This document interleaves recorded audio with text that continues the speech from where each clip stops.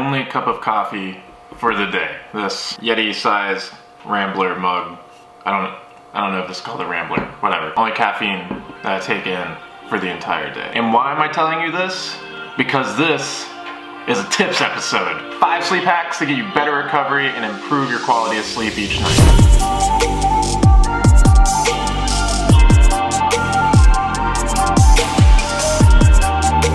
Before you really dive into messing with your sleep and trying to improve the quality of it, I think it's important that you have some type of device on you that measures your sleep each night. Whether that's a Whoop strap, Fitbit, Nike Fuel Band if it does that, the Apple Watch, the Garmin, anything out there that's really measuring your light sleep, your time in bed, your deep sleep, your REM state, anything that's doing that and that you know you can wear consistently. Now for me, I use the Whoop strap to measure my quality of sleep each night, and it breaks it down into my time spent in light sleep, my time spent in REM, my time spent in deep sleep. It shows me disturbances, it shows me what time I got into bed versus what time I actually fell asleep, and it shows me all the time I spent actually awake in bed. So that's mission number 1 for you. Get yourself a device that's going to measure your quality of sleep and something that's going to do it consistently. The other thing I want to explain before we get started here is the difference between REM sleep and actual deep sleep, because these are the 2 stages of sleep that I focus on the most, and I know I had to look up what the actual difference between the 2 were before I started doing any type of sleep experimenting. So REM sleep, think about this as the sleep that you're getting where it's rapid eye movement. During REM, your breathing becomes pretty irregular, your body temperature is kind of all over the place because your internal systems are focusing on clearing everything out of the brain. It's helping you reset your emotions and your resilience to stress. REM is also the sleep cycle where protein synthesis is at its highest. Deep sleep, think about it like this. If REM is all about the mind and the brain resetting, deep sleep's all about the body and servicing it. Deep sleep's where we secrete growth hormone, it's where our body rebuilds itself. It's the stage of sleep where we're most resilient to being woken up. So there we have it, REM, it's all about the brain, it's all about emotions and stress, while deep sleep is all about the body, creating growth hormone and rebuilding the muscle tissues that we damaged that day in training. Now that we have all that out of the way,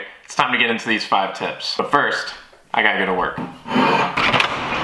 Alright, so tip number 1, and this circles back to the coffee thing, guys. I only have coffee or caffeine intake of any type between the time I wake up and 10 a.m. This tip I found is super helpful. It makes a really big difference. I know before I started cutting down my caffeine intake, I was drinking a pot of coffee in the morning, another cup around 12 or 1, and then maybe a pre-workout before I hit my lifting. I felt like I was getting by just perfectly fine. I felt like I was able to fall asleep, but after I started tracking my sleep using the Whoop, I found that I was spending less time in actual deep sleep or REM. That's tip number 1, guys. Just cut down the amount of caffeine that you take in. So on to tip number 2. So tip number 2 is all about creating a nightly ritual. And creating this nightly ritual is all about creating good sleep hygiene. So we're talking everything that you do from the point that you get home in the evening to the point that you go to bed. For me, I get home from the gym around 7:30, 8 o'clock. I finish eating dinner around 8:30, then I take a shower. I'm out from the shower around 9 o'clock. At 9 o'clock, I take any supplements that I'm going to take before I go to bed. And I also make myself a glass of Yogi Tea's soothing caramel bedtime tea. I found that it's really soothing and helps me de-stress from the day. While I'm drinking the tea, I like to watch between 20 to 30 minutes of TV. That's really the extent of excitement that's going on around that time. I like to watch TV because it helps me relax, helps me chill out from the day. Another big thing that I do during my sleep ritual is I really limit my time that I spend on my phone. I generally try to sit it down and just forget about it for the evening from the point of eating dinner until I go to bed. And if you are going to use your phone, if you are going to watch TV, get yourself some glasses that have the blue blockers in them. I have found that those make somewhat of a difference, really. After I finish watching TV, I try to do a little bit of reading and then ultimately be in bed around 10:30, 11 o'clock each night. That's the biggest thing with creating your sleep ritual. Make sure that you're going to bed at a consistent time across the board. Creating a consistent sleep schedule is going to help you immensely in this pursuit of deeper and higher quality sleep. Loud noises. Great. Tip number 3, and it's loosely related to loud noises. Get yourself a noisemaker of some sort, whether it's white noise, it's city noise, it's whales mating, whatever it happens to be, whatever suits your fancy. Find yourself a noisemaker. That's going to help you, especially if you live in an urban area of some sort where there's outside noise that may wake you up during the night. It really helps just filter out everything that could possibly disturb you while you're in your light sleep or your REM. So that's it. Tip number 3, noisemaker. It makes a difference. Try it out. So that brings us to tip number 4. And tip number 4 is to do some type of stretching before you go to bed, whether it's ROM-WOD, whether it's just some areas that you think you need to hit from that day's work of training. Just get some mobility work in. Anything that feels tight on you, just try to loosen it up before you go to bed. It definitely makes a difference whenever it comes to getting into that deep sleep stage of the cycle. Generally, the more relaxed you can get your muscle, the better they're able to repair and recover throughout the night. And last but not least, we have tip number 5. And for me personally, tip number 5, one of the ones that has had the biggest impact on my recovery and me feeling rested the next day. And that's to give yourself as big a window as possible between your last meal and when you finally go to bed. What I mean by that is if you can make sure that your last meal is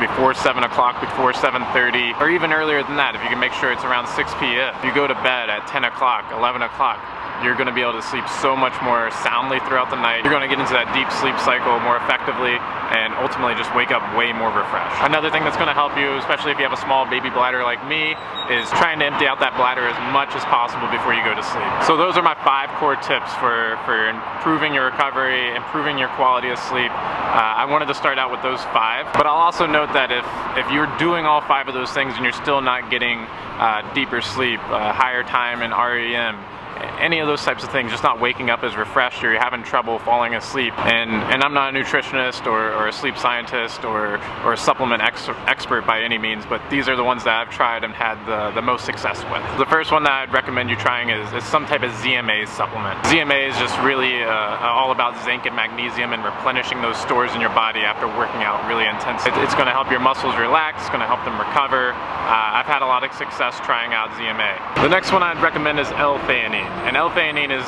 one of the active ingredients in green tea. It's one that really helps with just de-stressing and ultimately promoting a sense of calm in the body. I take about 400 milligrams before I go to sleep. And what I've found with l-theanine is that it really helps with me just being able to relax and fall asleep. Especially if I wake up during the night and have to go use the restroom, I can fall right back to sleep whenever I'm taking l-theanine. There's no type of delay really. So l-theanine, guys, check it out, do the research for yourself, but I think it's super effective and it really doesn't cost you as much as some other sleep supplements might. The next 2 I'm going to recommend are melatonin and GABA. But I'm going to have to note that I only recommend these 2 if you really have trouble falling asleep and just feel restless throughout the night, and you've tried everything else that's on the list and you've done everything else that's on the list in conjunction with each other. Only then would I rely on melatonin and GABA. And that's because once you start these 2 supplements, it's really hard to wean yourself off of them. For me, I found that when I take melatonin and I try to stop taking melatonin, I have about a week adjustment period where it's just really hard for me to get sleepy and fall asleep. And it's really the same thing with GABA. Once I stopped taking it, I found that I was super restless when it came time to falling asleep for about 2 or 3 days. And then after the 3rd day, it seemed like it worked its way out of my system and I was able to fall asleep like normal. But just keep that in mind with these 2 products. If you do start taking them,